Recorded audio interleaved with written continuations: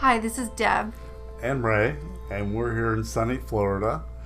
And we're doing a podcast today that we hope you'll enjoy. We're going to be speaking with Kathy Ann, who's on the phone. She has some really amazing stories to share with us. We're really looking forward to it. Hey, Kathy. How do you do, you two? Kathy here. Nice to meet you. We've heard a lot about you. Same here. We hear you have all kinds of, you're really tuned into your soul. We are too. Yeah. I've sort of shifted gears. I've gone from writing romance and paranormal romances too, and I've always done it because my heart is in romance. I think that, happily ever after is what life is all about. What my focus now is really, it's in a spiritual growth venue. I have a podcast called Simplicity of Soul because I have become so in touch with my soul due to an experience I had back in the 70s that took me so long to just understand. But now that I got it, I'm going there. You know what? I'm all about soul living and sharing the love we have in our hearts with everybody we know. And if you do it as a romance writer, look at people like Tracy Hall and Heather Graham, and they just really know how to share life situations through fiction, and it's all work in the same direction, isn't it? I agree with you 100%. I believe even though if it's a fictional story, it's based on real life events, even if they're not true events to the person who's writing them, someone somewhere is going to find that connection. Exactly. And I understand you guys are really into past lives, and I am aware that I have had past lives, but you know what? To so many people, it could be just fiction, or it could be a thought I had or an idea I had, so I can never prove the truth behind it. But, so I support you guys in what you do in that venue as well. Do you have an experience that you wouldn't mind sharing with us, a past life? Sure, I will, with the understanding that it's something that I believe to be as true that happened to me, and whether or not anybody else does, it's okay. I don't want to be, because when you talk about past lives, people think, that's either very cool or they're. Roll their eyes, or they want to run the other direction. Well, and then there's the people that absolutely, when they hear it, their eyes light up and they want to share their story. And you happen to be one of them, so we would love to hear your story. I was doing a lot of energy work with some wonderful people, and I've always had this neck problem, like this arthritic neck, and I remember my chiropractor telling me once, boy, man, you've got the neck of an 80-year-old woman. How the heck could that be? And I just said, well, don't know. So I was doing energy work with this gentleman one day, and, I don't know if you're familiar with doing energy work, but you start at your toes and you work your way up, and you just, feel like you are in tune with your whole body. And right. I got up. I'm familiar with Reiki and Theta healing. Oh, that's right. I read that about you. That's right, Deb. Okay, so got to my neck, and I was totally stalled. I don't want to go any further. I don't want to do this anymore. And he was just like, you know what, you have to trust the process, let it go. So I did, and I felt the rest of the energy like shoot right up to the top of my head. And when I did, I had a flash of this little squat, fat, toothless, gray-haired lady. And she was in the woods, and I'm going to say Germany, like in medieval times. And she was, she was a sweet little thing, but she was funny looking as all get out. Yeah, scraggly gray hair, missing teeth, just like okay. Some sort of little haggy lady you'd find in the woods in medieval times, She was I want to say a healer, but, she worked with herbs, and I guess all the village people used to come to her for solutions and stuff like that, and they were hanging her because she was a witch. And I realized that I didn't realize. I thought to myself, oh, my God, that was me. And while she was being hung, she wasn't thinking, oh, my God, I'm going to die. She's like, oh, my God, they don't get me. They don't understand what I was doing. This is so sad. And when I had that image, and it was just a flash in my head, I just had that energy burst, and now my neck is fine. So Wow. I found that as a very interesting insight for whatever it's worth. You know, I am not going to say it's true, but, you know, I felt like I could own that one. If you feel that way, I mean, I think our highest and clearest thought is our intuition. And if you feel it, then I believe it probably happened. Otherwise, why would that image come to your mind when you're doing energy healing? Isn't that the truth? And everybody likes to think of themselves as some Egyptian goddess when they were in a past life. Yeah, right. You know? Right. Basically, you got a scary vision, and then you went through the very quickly, and then now your neck is healed. I mean, yeah. Isn't that cool? Isn't that? I don't know if it's healed, but I don't have any problems with it anymore. You know. Perfect. Yeah. Better. Maybe I need to have that done because my neck is bothering me again. Yeah, it's funny how things go. Thank you for sharing that with us. Oh, you're welcome. You're welcome. But in this life, you know, I remember as a kid, and I'll tell you if you want to know a little bit about simplicity of soul. In this life, as a little kid, I was always aware of other people's feelings. You know, kind of empathic. You know. I think we all are. Some of us are just in tune with it, and others are not. You know, but correct. Some don't. But I was raised in a very religious family, and there was a lot of understanding about souls and God and all that good stuff. And I was raised Catholic, so you heard about the Lady of Fatima and Lourdes and everything like that. And I always thought that was really cool to be able to have a connection with the divine. And, you know, is it possible? Well, in my early 20s, right after I was married, my mom took us to, we thought was going to be a road trip. She didn't tell us where we were going till we got there, and it turned out it was this charismatic healing mass. And I was like, hey, what? This isn't a road trip. This is sabotage. I didn't know what I was like, was there something wrong with me? Is there a reason you're taking us to a healing mass? But that was just my mom. You know, she was really into that stuff, and she loved it, so she thought we would. So we get in there.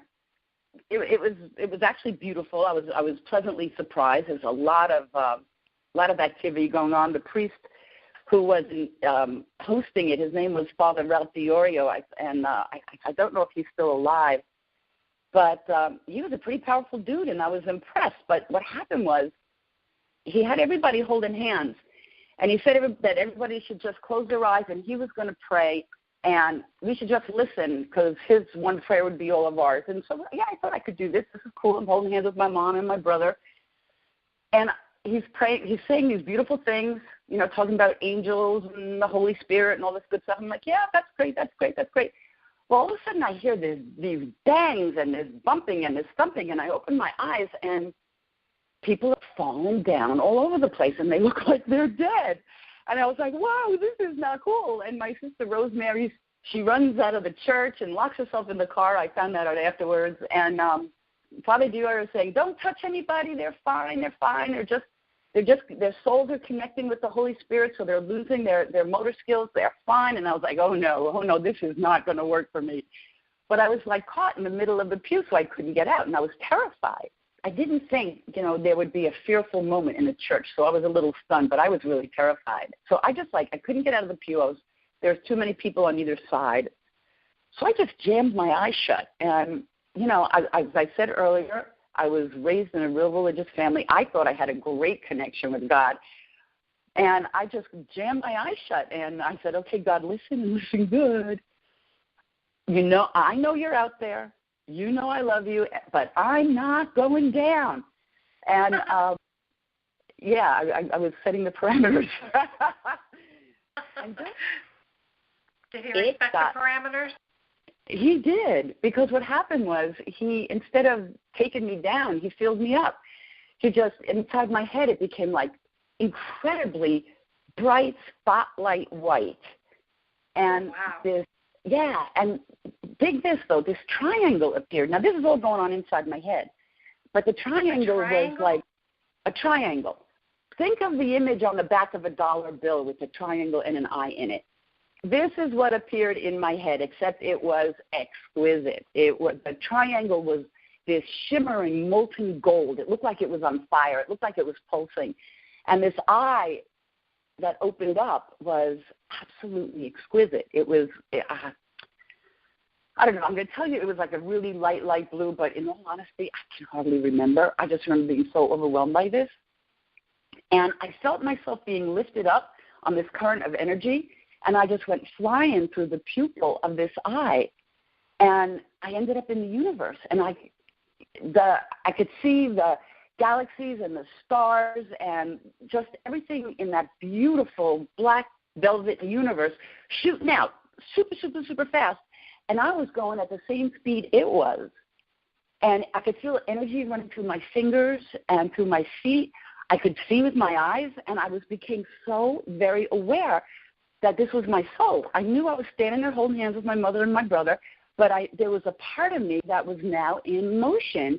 And that's when I became aware that, oh, my God, my body is the car that my soul drives. Oh, my gosh.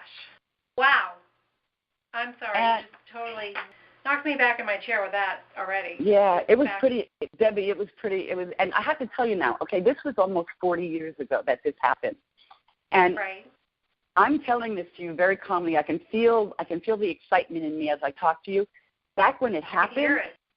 Yeah, back when it happened, I couldn't relate what happened without turning into this blubbering, trembling, crying mess. It was so emotionally overwhelming. I couldn't relate it. People thought I was nuts. Like, I even went to a couple of my parish priests and I said, look, I got to tell you what happened. And one of them patted me on the head and said, maybe you should just go home. So, and you know, my husband was telling me that, you know, I was embarrassing him. Could I not tell the story? And I was like, okay, fine. So I stopped. And what was really good about it is that it took me all this time, all these years of thinking about it and percolating to finally have it form into a cohesive message that I can relate to other people, because I get it now and I got it. And that's why I'm really excited to tell people about it. So let me finish with what happened. There I was traveling through space, feeling like all of a sudden I understood everything. And I kept saying over and over again, it is so simple. Why don't we get it? Why don't we get it? How can we not know this? And this voice, this very beautiful and gentle voice said to me, I am so gentle, I would never hurt you. And I just went, whoa. And I said, wow. Yeah, and I said, I want to go with you. I want to go with you. I don't need to ever come back. I get it. And then I thought, oh, wait, I just got married. We're moving to Florida. Nobody's going to know what happened to me. And the eye just shut and went away. And wow. Yeah, and I opened my eyes, and I was still holding hands with my brother and my mom. And I said, did anybody see that? And they were just looking at me. My brother's going, get me out of here. And I was like, okay, you're right. So, you know, my mom just, you know, filed us all into the car, and off we went. As soon as I got in the car, I was like, yeah, I got to tell you what I saw. And everybody's just, you know, my sister was going, wow, that's amazing. My mom was getting a little stressed by it. I don't think that's what she quite expected to have happen. So probably not. Yeah, but I'll tell you, I was a little vindicated, because since we all were so upset, there's this great little town in Massachusetts called Sturbridge Village, and it's a colonial restored. It's a town that's been kept in its original state since colonial time.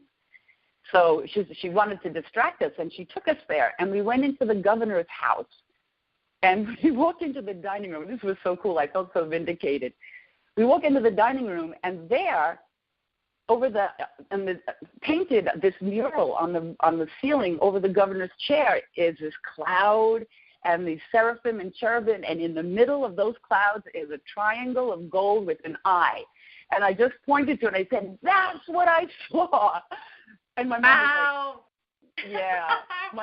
My mom was like, you know what, let's go home. And that was the last of it. But now that I understand the message, which is what my podcasts are about, now I'm talking about it because I feel confident. I realized it was a phenomenon that, you know, Moses saw the burning bush. You got lucky. God bless. Yeah. You were handed a gift that day. I was. And to remember it so vividly, gives me chills and makes me envious that I haven't had one experience that strong, except maybe a couple other things not quite as vivid. It's beautiful. I mean, Thank you, Deb. Thank you. You're so lucky. Oh. Yeah, well, you want to know what? I have to tell you, I begged for that moment because when I was growing up, hearing all those stories of the Blessed Mother appearing to the kids in Fatima and Lourdes, and I used to think, why not me? I'm a good kid. Why not me? And I used to really spend a lot of time talking to God when I was a kid, and that's kind of weird for a kid, but that's how I was. So for this to happen in my adult age, I think I sort of asked for it. I was asking for it all my life as a kid. And now, look, given the state of the world as it is and seeing how much is going down and how we look at the millennials and the younger generations coming up and they're going, what did you guys do? How are we going to fix this?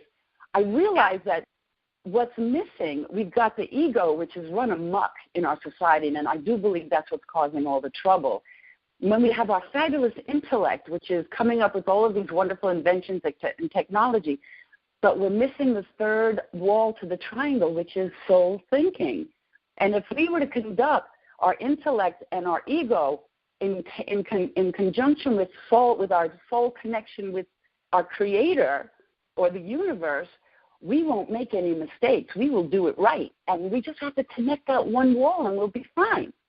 So that's my mission, and that's what I'm up for. My whole goal is to enlighten people to the fact that their souls exist within them for use now as an organ or a tool like our eyes and our hearts and our lungs or a hammer. And I want to awaken people to how their soul can work for them and help them achieve their highest and greatest good at no one's expense. We're all threads in a tapestry of life.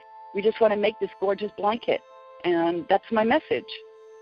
Thanks so much for inviting me to talk with you guys today. It really was a wonderful experience. Thanks for sharing. Thank you for sharing with us. Well, you're very welcome. Thank you so much for listening. Thanks for listening to the Mystic Scribblers podcast, where Ray Caragher and Deb Laubach, authors of A Twisted Series, a steamy past life romance series, have interviewed Kathy Ann from Simplicity of Soul. Be sure to check out mysticscribblers.com and simplicityofsoul.com for more information about these and other podcasts.